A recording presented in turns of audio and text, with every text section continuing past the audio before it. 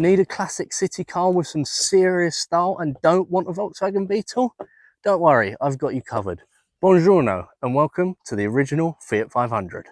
That's right, I've been given the keys to this. It's a 1967 Fiat 500 and today we're going to have a thorough look around it, inside and out, and then we're going to get it out on the road and I'm going to talk to you a little bit about what I think. It's surely one of the most iconic Italian cars of all time, a true legend. So let's delve into it. Introduced in 1957, the Fiat 500 was the successor to Italy's legendary economy car, the Topolino. It answered the question, what is the perfect car for Italy and in fact all of Europe's tight city streets? It was simple design, small, economical. It ticked so many boxes and is argued by many to be the first proper specific city car. Production of the 500 spanned nearly 2 decades, running all the way until 1975. It was an unadulterated success with nearly 3.9 million units made. But why was this such a good little car? Well, it came down to a few things. Taking inspiration from the rapidly emerging and ever-successful Volkswagen Beetle, the Fiat 500 utilised a simple, rear-engined, air-cooled rear-wheel drive layout in the pursuit of both efficiency and maximum space inside for your occupants. This could comfortably seat 4 despite being less than 3 meters in length and incredibly narrow. It's a very light little car, which means you can do things like that very comfortably. It was the perfect car for the continental European city, one might argue.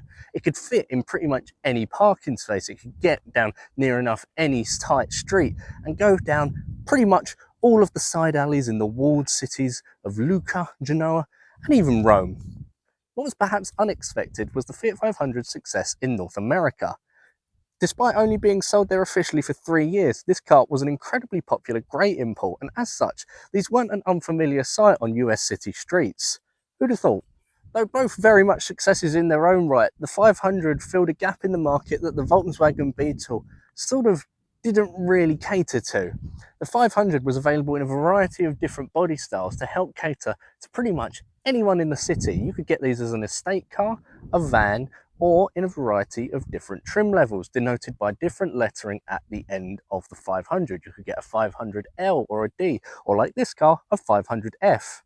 Early cars, the originals, were badged as 500 Nuovas, and these had front hinge doors. That's the main way to tell an early car from a later one. But aside from that, the general aesthetics remained largely unchanged throughout production.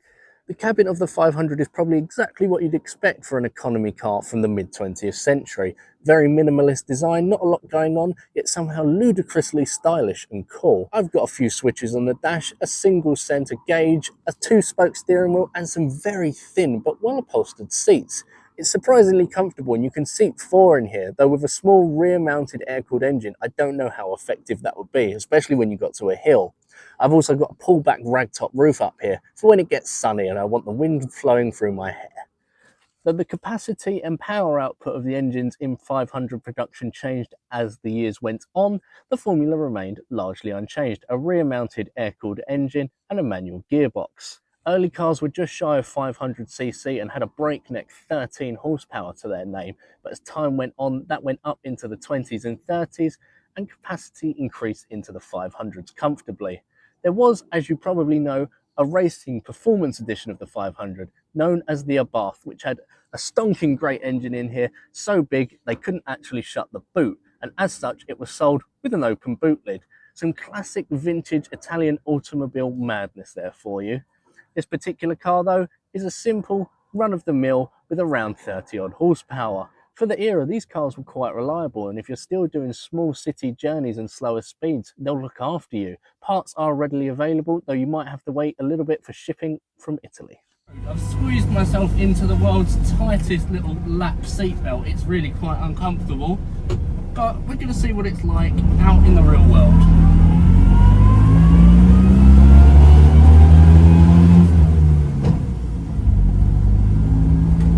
I'd say the first thing that comes to mind is quite loud.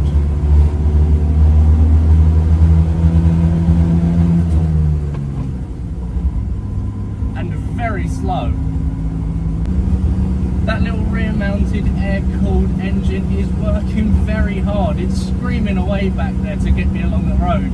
This isn't a big or heavy car, and I'm not a particularly big or heavy person, and I feel like it's already struggling.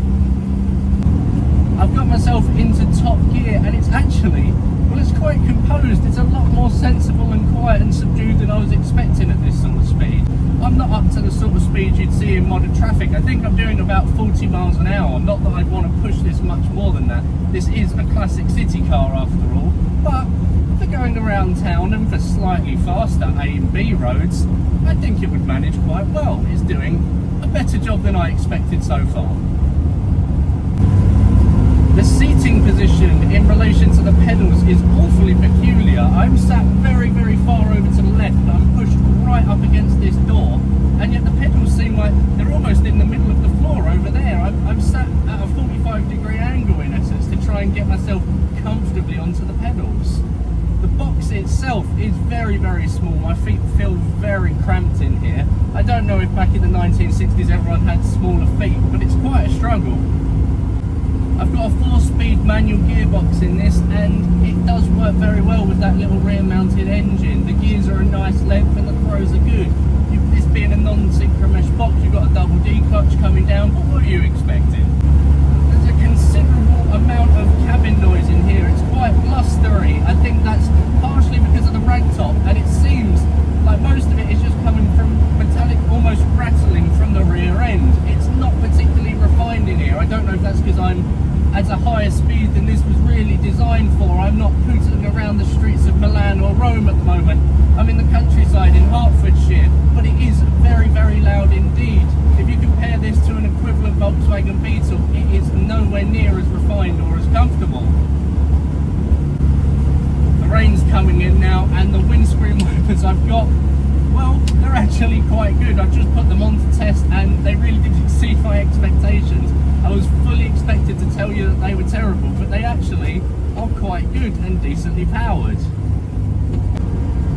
All this being said, I am having very good fun with the Fiat. It's an absolute riot. It's one of those cars where you forget about speed. You don't need to go fast to have a good time. You just sort of put your foot down, and whatever it does, but you do it with a smile on your face. So, the original Fiat 500, what do I think? Well, it's a lovely little car. It certainly put a smile on my face in my time with it. Would I have one over a Volkswagen Beetle? I think that's the question that a lot of people will be asking. And the answer is, if I was doing shorter journeys or I just wanted a little city car, absolutely yes. I think it's more stylish. It has a bit more of a wow factor and is actually a little bit more fun to drive. But if I was doing longer journeys or at faster speeds, I think I'd have to side with the Beetle. It's a better overall usable car. That being said, these have a devout little following, and there are still a lot of these on the roads, both here in the UK and in continental Europe. Parts are readily available, and so these are relatively easy to keep on the road. There's a few flaws, certainly. It's a little bit underpowered, it's a little bit loud and unrefined, but what are you expecting for an economy car from the 1950s, 60s, or even the 70s? That being said, the Fiat 500, it gets a thumbs up from me, and it gets my approval.